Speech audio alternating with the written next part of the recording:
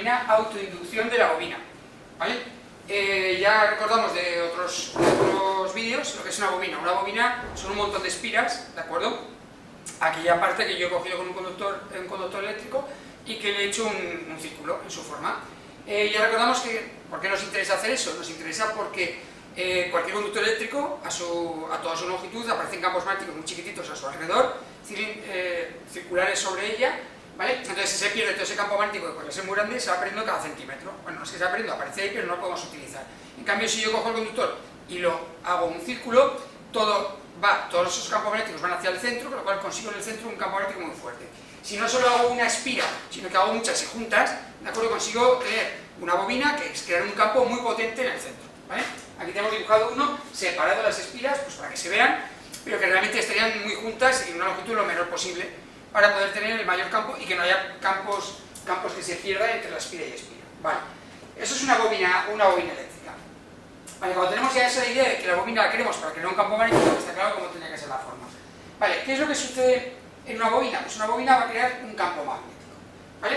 ¿Cómo lo crea? Pues ya sabemos, tenemos la ley de Lenz, que en el momento en el cual aparece una corriente eléctrica en un conductor, tiene un campo magnético a su alrededor, cilíndrico, ¿vale?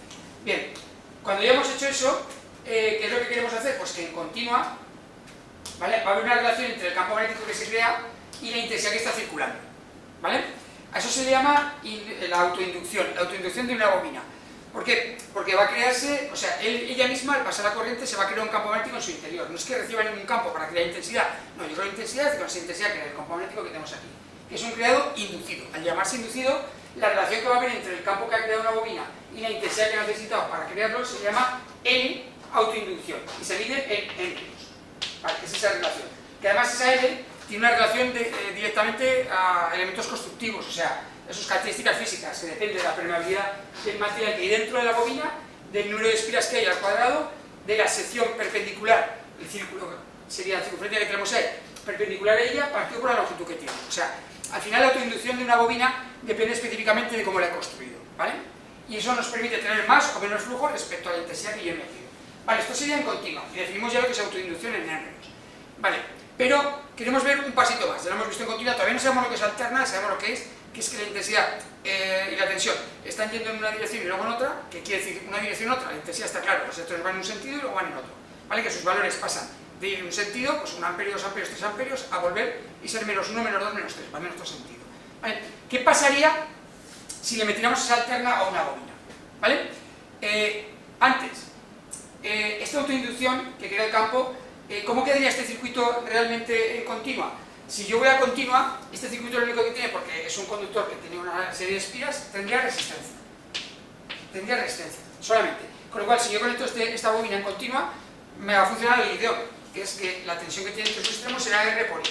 Me aparecerá una intensidad que dependerá de la R, de acuerdo, que tiene la bobina para crear ese campo, ¿vale? Pero en cambio en alterna va a pasar una cosa curiosa.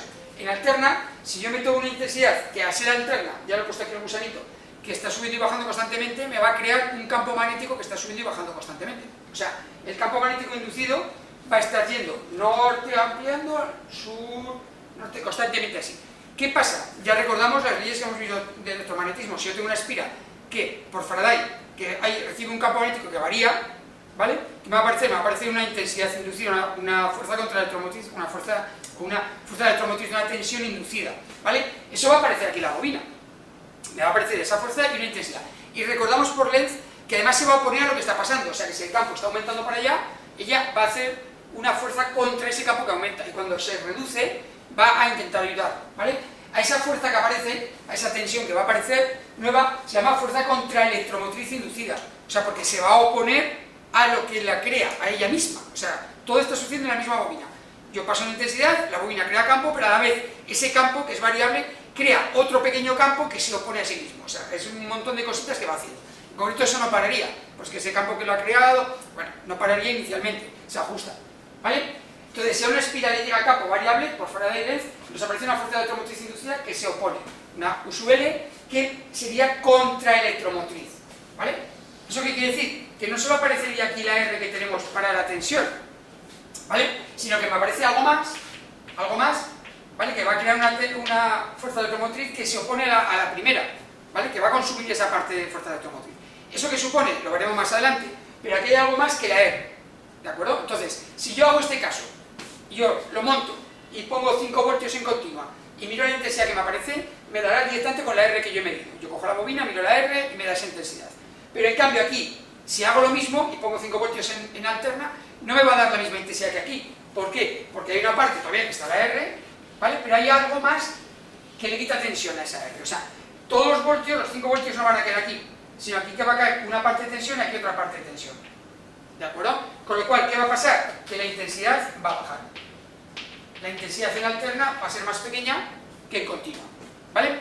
Eso llevado a lo que hemos visto, los apuntes, ¿qué quiere decir? Bueno, nosotros idealmente, cuidado, cuando yo conecto una bobina en continua, solo tiene la R, ¿vale? Y si la consideramos muy ideal y decimos la R no existe, nosotros decimos que en continua una bobina es un cortocircuito, o sea, es un cable directamente.